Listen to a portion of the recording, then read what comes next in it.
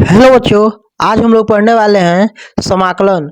और इस समाकलन में आज जो हमारा पॉइंट है प्रतिस्थापन विधि समाकलन, उसको आज हम लोग पढ़ेंगे। ठीक है, तो सबसे पहले जानते हैं कि प्रतिस्थापन विधि समाकलन होता क्या है और कहते किसे हैं। तो आप लोग बोर्ड पे देख पा रहे होंगे, जब किसी समाकलन में दिया गया फलन ऐसा हो कि उसके अंदर एक और फलन छिपा हो। ठीक है, यानी एक ऐसा समाकलन दिया गया हो जिसमें दो फलन हो, दो फंक्शन हो, तब हम प्रतिस्थापन विधि का क्या करते हैं बच्चों, प्रयोग करते हैं। जैसे कि मैंने एक एग्जाम्पल लिखा हुआ है 2x और ब्रैकेट में है एक्स स्क्वायर प्लस 1। यहाँ पे आप लोग ध्यान से देखेंगे तो दो फंक्शन है, एक 2x का है और एक एक्स स्क्वायर प्लस 1 का है। तो दो फंक्शन का एक साथ हम लोग क्या कर सकते हैं, नहीं कर सकते हैं। तो इसके लिए हमको लगाना पड़ेगा यहाँ पे प्रतिस्थापन विधि। ठीक है, अब प्रतिस्थापन में सबसे जरूरी आप लोग को ध्यान देना है कि किसके जगह पे हमको प्रतिस्थापित करना है, यानी किसके जगह पे मानना है। ठीक है, 2x को लेना है कि एक्स स्क्वायर प्लस 1 को, किसी एक को लेना होता है। ठीक है, तो इसकी ट्रिक यह है कि आपको ध्यान देना है कि अगर 2x लेंगे तो इसका आकलन करने पे यह आ जाना चाहिए, या फिर अगर हम इसको ले रहे हैं तो इसका आकलन करने पे यह आ जाना चाहिए। ठीक है, यानी दो फलन में बच्चों हमेशा उस फलन को लेते हैं, उस फंक्शन को लेते हैं जिसका आकलन करने पे दूसरा वाला आ जाए। तो यहाँ पे अगर 2x का आकलन आप लोग आकलन पढ़े होंगे फर्स्ट सेमेस्टर में, तो वहाँ पे आप लोग सीखे होंगे।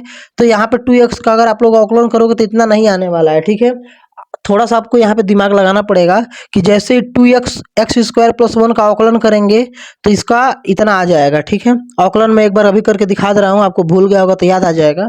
तो फिर इसका करेंगे तो हम लोग का 2x आ जाएगा। ठीक है, तो अब हम लोग क्या कर लेंगे, यहाँ पे माना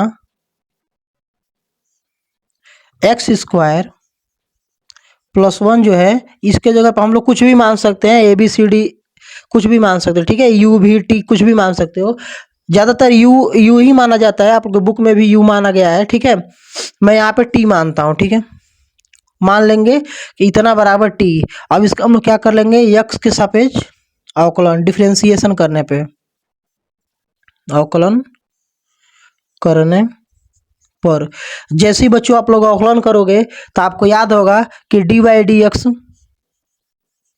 एक्स स्क्वायर प्लस 1 हो जाएगा, और इसका क्या हो जाएगा, D by d x T हो जाएगा ना। अब यहाँ पे आप लोग ध्यान देंगे, यहाँ पे टू एक्स स्क्वायर है ना, तो फार्मूला क्या था हमारा, यहाँ पे आप लोग फार्मूले पे थोड़ा ध्यान देंगे कि एक्स पे पावर अगर यन है तो क्या होता है, यन आगे आ जाता है। ठीक है, अवकलन करते टाइम बच्चों क्या होता है, अगर डी बाई डी एक्स अवकलन कर रहे हैं तो ये जो पावर में यन है वो आगे आ जाता है, और इसी यन में से बच्चों एक माइनस हो जाता है। आप लोग पढ़े थे ना फर्स्ट सेमेस्टर में, तो वहां आप लोग पढ़े होंगे कि यहाँ पे क्या होता है, इसी यन में से एक माइनस हो जाता है। ठीक है, वही काम यहाँ पे करेंगे। एक्स स्क्वायर है तो दो आगे आ जाएगा, और यह पावर वाला दो आगे आ जाएगा, और इसी दो में से क्या हो जाएगा, एक घट जाएगा। ठीक है, और यहाँ पे प्लस 1 का तो जीरो हो जाएगा, equal to d t by d x. अब यहाँ पे थोड़ा सा आप लोग ध्यान देंगे कि दो में से एक जाएगा तो एक बचेगा। ठीक है, पावर एक तो लिखते नहीं है, प्लस जीरो करने से कोई मतलब है नहीं, डी टी बटा में डी एक्स। अब हमको देखोगे यहाँ पे थोड़ा सा आप लोग ध्यान देंगे, यहाँ पे कितना है, 2x dx। ठीक है, यहाँ पे आप लोगों को दिख रहा होगा 2x dx, तो हम लोग को चाहिए 2x तो यहाँ पे है ही, dx इधर भाग है तो क्या हो जाएगा, गुणा हो जाएगा, इक्वल टू क्या बच जाएगा, dt बच जाएगा। ठीक है, अब देखो हम लोग किसको माने थे, एक्स स्क्वायर प्लस 1 को माने थे ना, हम लोग माने तो इसको थे, लेकिन हमारा देखो 2x dx आ गया कि नहीं आ गया, सेकंड वाला। और मैंने आप लोगों को क्या सिखाया है, हमेशा उस फलन को मानेंगे, उस फंक्शन को आप लोग मानेंगे कि जिसका अवकलन करने में क्या आ जाए, सेकंड वाला आ जाए। देखिए हम लोगों ने इस एक्स स्क्वायर प्लस 1 को माना था, और यहाँ पे लास्ट में अवकलन करते टाइम कितना आ गया, 2x dx, यानी सेकंड वाला आ गया 2x वाला। ठीक है, तो आपको हमेशा इस चीज का ध्यान देना है। तो यहाँ पर वैल्यू पुट करते हैं, तो इंटीग्रेशन 2x और dx, देखो 2x और dx, इसके जगह पर बच्चों हम लोग लिख सकते हैं dt, 2x dx की जगह पर हम लोग क्या लिख सकते हैं, dt लिख सकते हैं। ठीक है, कोई भी दिक्कत हो तो आप लोग कमेंट करेंगे। और यहाँ पे आप लोग ध्यान देंगे, एक्स स्क्वायर प्लस 1 को मैंने t मान रखा था। ठीक है, देखो अब कितना आसान हो गया, t dt। अब देखो समाकलन करना है ना, तो आप लोगों को पता था रूल क्या होता है कि अगर इंटीग्रेशन एक्स पे पावर एन है तो आपको फार्मूले देखो याद होने चाहिए, बिना फार्मूले का नहीं लगने वाला है। तो जो भी बच्चों पावर में होता है उसमें एक जोड़ लेते हैं, और यही एन प्लस 1 कहाँ आ जाता है, बटा में आ जाता है, प्लस एक कांस्टेंट सी जोड़ लेते हैं। याद आ रहा है यह रूल। तो इसी रूल पे हम लोग चलेंगे। यहाँ पे इंटीग्रेशन है और टी है, टी पे कुछ नहीं तो 1 है ना, तो हम लोग क्या करेंगे इसी 1 में एक और 1 जोड़ देंगे, क्योंकि n प्लस 1 होता है और यही n प्लस 1 नीचे भी आ जाता है, यानी 1 प्लस 1 नीचे भी आ जाएगा बच्चों, ठीक है। तो यहाँ पे कितना हो जाएगा आप लोग ध्यान देंगे, आप प्लस एक कांस्टेंट इंटीग्रेशन कांस्टेंट सी जोड़ते हैं, ठीक है। तो टी पे कितना हो जाएगा 2 हो जाएगा और नीचे कितना हो जाएगा 2 हो जाएगा प्लस सी। अब देखो टी तो था नहीं हमारे में, कहीं हमारे क्वेश्चन में बच्चों टी तो कहीं है नहीं, तो हम लोग क्या करेंगे टी का मान रख देंगे। टी का मान कितना है एक्स स्क्वायर प्लस 1, तो यहाँ पे आप लोग करोगे टी की जगह पे कितना रखेंगे एक्स स्क्वायर प्लस 1, और इसका टी का स्क्वायर है ना, तो यहाँ पे स्क्वायर, और नीचे कितना है 2 प्लस कॉन्स्टेंट सी। यही आपका क्या हो जाएगा आंसर हो जाएगा, ठीक है। बहुत ही आसान है, पेपर में क्वेश्चन पक्का देखने को मिलेगा यहाँ से, ठीक। अब बच्चों आप लोग सामने एक और एग्जाम्पल दिया गया है, आप लोग यहाँ पे ध्यान से देखेंगे तो लिखा है इंटीग्रेशन एक्स रूट में 1 प्लस 2x स्क्वायर, ठीक है। तो यहाँ पे भी हम लोग क्या करेंगे कि देखेंगे, अगर हम लोग इसका अगर जो हम लोग अंदर वाले को मान ले रहे हैं, ठीक है, तो यहाँ पे क्या हो जाएगा 2 आगे आ जाएगा, 2 2 या 4x हो जाएगा, और 4 जैसे ही कॉमन लेगो आप लोग x मिल जाएगा, और हमको x ही चाहिए अवकलन करने पे। तो यानी हम लोग क्या कर लेंगे यहाँ पे मान लेंगे, माना देखो 2 फलन है ना, तो एक फलन को मानना पड़ेगा, तो x को मान लोगे तो उसका बच्चों अवकलन करने पे कभी भी इतना नहीं आने वाला है, आप लोगों को बहुत अच्छे से पता है। तो क्यों ना हम लोग इसको मान लें, तो यहाँ पे मान लेंगे कि t बराबर, इसको t बराबर मान लो 1 प्लस 2x स्क्वायर, ठीक है। मैं बार बार कह रहा हूँ आपके बुक में यू भी कुछ भी माना हो उससे मतलब नहीं है, ठीक है, हमको अपने कॉन्सेप्ट पे ध्यान देना है। तो यहाँ पे क्या करने पे x के सापेक्ष अवकलन करने पर, जैसे ही बच्चों आप लोग x के सापेक्ष अवकलन करेंगे तो यहाँ आपको मिलेगा dt बाई डी एक्स हो जाएगा। जिसको भी अवकलन या नहीं समझ में आ रहा है ना, मेरे चैनल पे जाएंगे आप लोग तो फर्स्ट सेमेस्टर में वीडियो पड़ा हुआ है अवकलन का, ठीक है, वहाँ पे एक एक स्टेप बाय स्टेप बताया गया अवकलन करना, तो वहाँ पे आप लोग जाके भी देख सकते हैं अवकलन करना, ठीक है।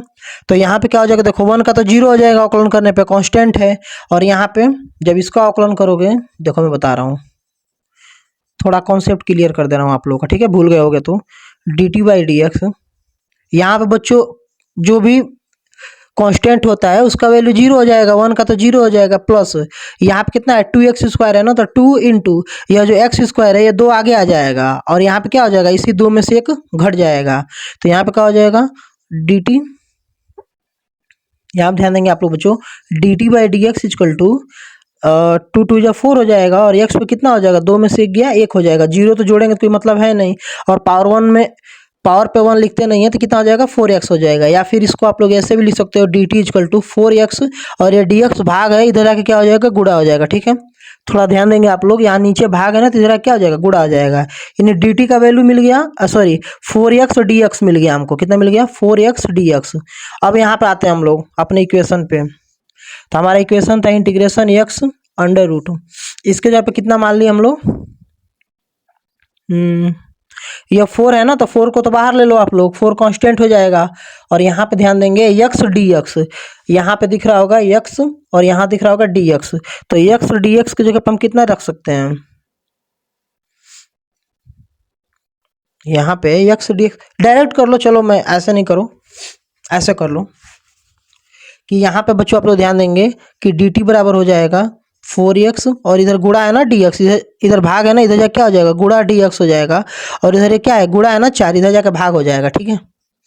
सबसे आसान रहेगा आप लोगों के लिए, सिर्फ x बच जाएगा और dx बच जाएगा, ठीक है। देखो मैंने 4 गुणा था, इधर लेकर भाग कर दिया, ठीक है। अब यहाँ से देखो dx dx x dx x dx, इसके जब हम लोग 1/4 dt भरेंगे, ठीक है, क्या भरेंगे 1/4 dt, और रूट में आप लोग को पता है कि हमने 1 प्लस 2x स्क्वायर को क्या माना है t माना है, तो यहाँ पे t भर देंगे, ठीक है। अब देखो 1/4 कांस्टेंट है तो बाहर चला जाएगा इंटीग्रेशन करते टाइम, और यहाँ पे t है ना, तो रूट का वैल्यू कितना होता है, आप लोग पढ़े होंगे कि रूट का वैल्यू होता है 1/2 और dt।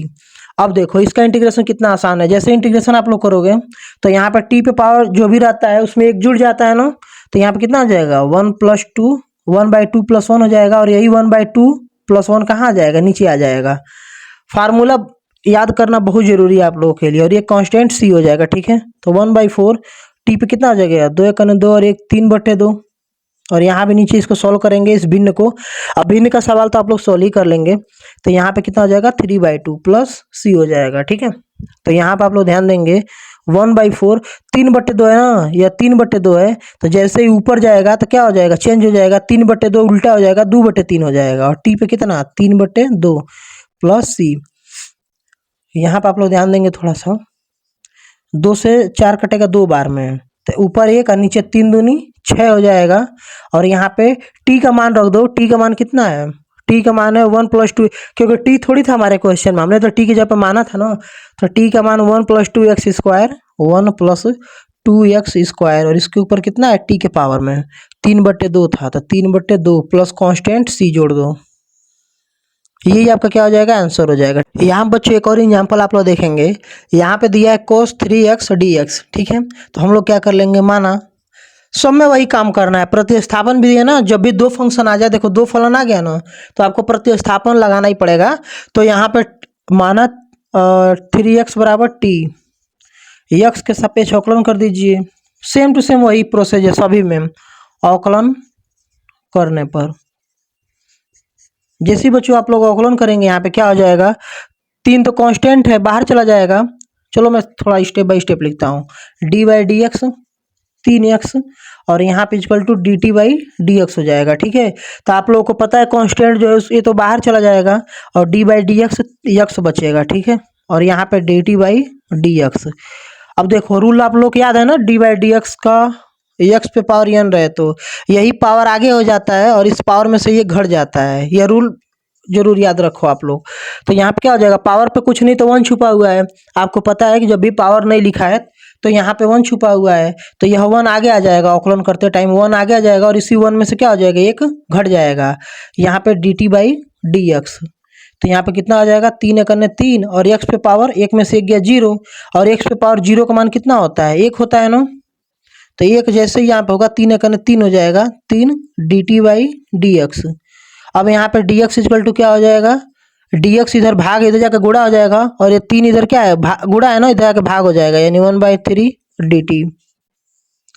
अब देखो मेरे को इतना करने की जरूरत नहीं थी स्टेप बाय स्टेप, मैं डायरेक्ट चाहता ना तो यही बोल दिया होता कि 3x और t है ना बच्चों, तो यहाँ पे 3 कॉमन हो जाएगा, और x का क्या हो जाएगा, x का अवकलन 0 हो जाएगा, और यहाँ पे क्या हो जाएगा, टी का dt/dx हो जाएगा, ठीक है। मैं चाहता तो डायरेक्ट भी बता सकता था, लेकिन मैं चाहता हूं कि आप लोग कॉन्सेप्ट कभी ना भूलें, ठीक है, कॉन्सेप्ट के साथ चलें।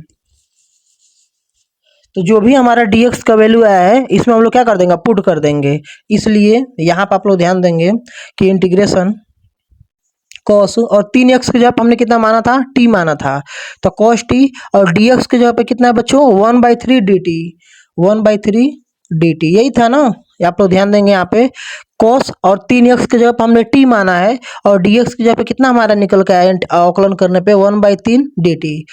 अब यहाँ पे क्या करोगे, 1/3 तो कॉमन, सॉरी कॉमन कर रहा हूँ, 1/3 तो कांस्टेंट है, बाहर चला जाएगा, और यहाँ पे integration cos t, integration cos t dt। अब cos का क्या होता है, देखो इसीलिए मैं कहता हूँ फार्मूला बहुत जरूरी है, जब फार्मूला नहीं पता रहेगा ना तो नहीं लगने वाला है। इंटीग्रेशन cos का क्या होता है, cos x का क्या होता है, अगर cos x dx रहे तो क्या होता है, sin x, ठीक है। इसलिए कहता हूँ कि फार्मूला जरूर याद करो। तो यहाँ पे क्या हो जाएगा 1/3, और cos x का क्या, cos t का क्या हो जाएगा, sin t हो जाएगा, t के फॉर्म में है तो x के फॉर्म में रहता तो x लिखते, तो यहाँ पे sin t हो जाएगा, प्लस एक कांस्टेंट c जोड़ देंगे, ठीक है। आ रही बात समझ में। अब यहाँ पे कितना हो जाएगा 1/3 साइन, और t तो था नहीं ना, t का मान रखिए यहाँ पे, t की जगह पे क्या था 3x, तो यहाँ पे कितना हो जाएगा बच्चों 3x प्लस c, यही आपका क्या हो जाएगा, आंसर हो जाएगा, ठीक है। कांस्टेंट कभी नहीं भूलना है, ठीक है, ये जो कांस्टेंट दिख रहा है ना, इसको कभी नहीं भूलना है, कांस्टेंट सी लगाना ही लगाना है, ठीक है। अगर आपको थोड़ा भी समझ में आ रहा होगा तो वीडियो को ज़्यादा से ज़्यादा शेयर करें।